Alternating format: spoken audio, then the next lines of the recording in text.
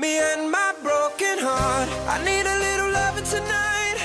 Hold me so I'm not falling apart. Assalamualaikum dan selamat sejahtera. Saya akan mulakan pembentangan saya dengan pengenalan mengenai program yang telah saya pilih. Program yang telah saya pilih ialah program Kem Kepimpinan Mengejar Impian. Program ini adalah di bawah anjuran Majlis Eksekutif Pelajar Kolej Ibrahim Yaakob, iaitu Eksekutif Kewangan sesi 2014-2015 Kolej Ibrahim Yaakob.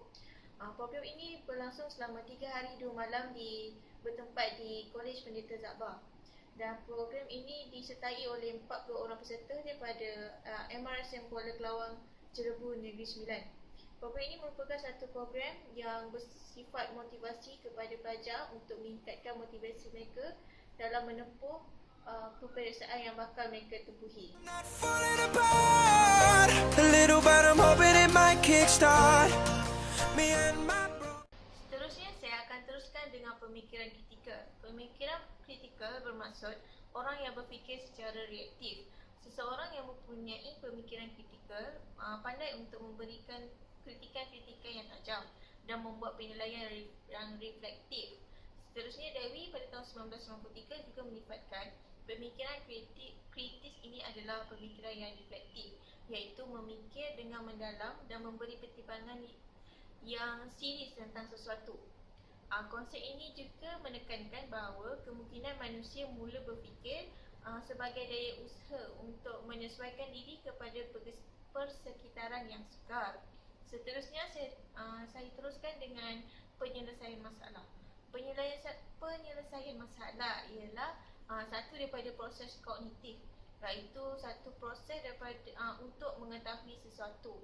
Seterusnya, manusia juga menggunakan pemikiran dalam pelbagai bentuk, sama ada ianya baik ataupun buruk, kerana salah satu fungsi daripada pemikiran ialah untuk menyelesaikan masalah dan membuat keputusan. Pernyataan ini dinyatakan oleh Mahmud Nazar Mohamad pada tahun 2004. Kita juga sering menggunakan pengalaman-pengalaman yang lalu untuk kita mengatasi masalah dan menyelesaikan masalah. Seterusnya, mengikut Cohen dan Steamer pada tahun 2007, menyelesaikan masalah bermaksud kita memutuskan tindakan yang akan mengubah situasi kepada keadaan yang lebih baik.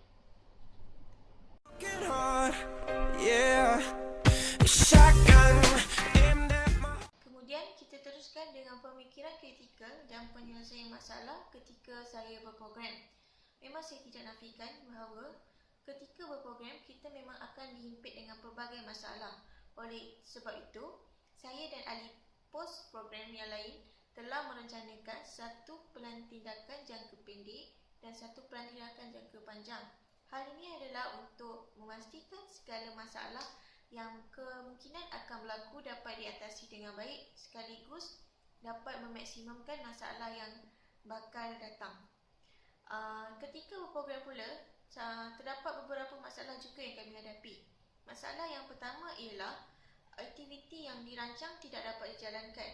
Hal ini disebabkan oleh faktor cuaca, tempat serta masa yang tidak sesuai dengan aktiviti tersebut dijalankan. Oleh sebab itu, kami telah mengambil keputusan untuk menggantikan aktiviti yang dibatalkan dengan aktiviti sokongan.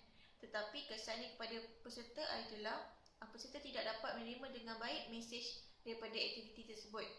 Baiklah, masalah yang kedua ialah aktiviti eksplorasi kampus yang mempunyai jarak perjalanan yang terlalu jauh. Ini telah menyebabkan para peserta terasa terlalu letih dan kurang berminat untuk meneruskan lagi aktiviti ini. Jadi kami telah membuat keputusan untuk merehatkan mereka lebih lama di pusat kemudahan Pusanika dengan memberikan sebotol ais dan roti seorang. Selain itu, kami juga telah meminta pos keceriaan untuk membuat satu aktiviti yang boleh menceriakan mereka kembali dan menaikkan semangat mereka untuk meneruskan aktiviti tersebut. Masalah saya yang ketiga iaitu masalah peserta yang tidak mematuhi disiplin untuk menepati masa.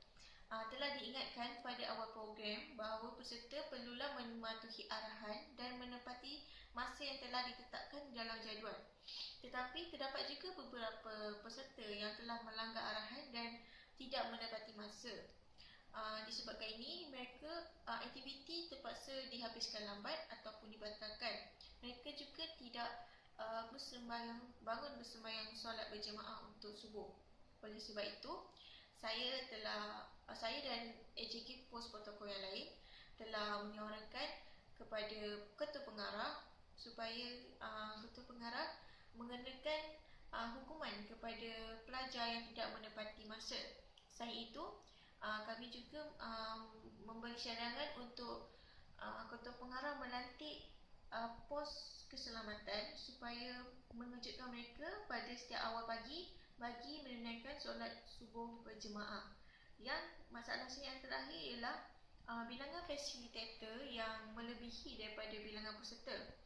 Seperti yang saya beritahu, bilangan AJK untuk kem kepimpinan mengejar impian ini melebihi daripada 50 orang AJK dan fasilitator. Tetapi peserta yang kami dapat ialah hanya 40 orang. Oleh sebab itu, kemungkinan masalah ini akan memberikan masalah kepada program kem kepimpinan ini kerana akan terdapat fasilitator yang mencuri tulang. Oleh sebab itu, saya dan AJK yang lain telah berusaha bulat suara untuk mengagihkan tugas ketika program tersebut berjalan supaya aktiviti dan segala rancangan yang dirancang dapat dijalankan dengan lancar. Selain itu, Ketua Pengarah juga akan memastikan setiap fasilitator itu menjalankan tugas masing-masing. Slow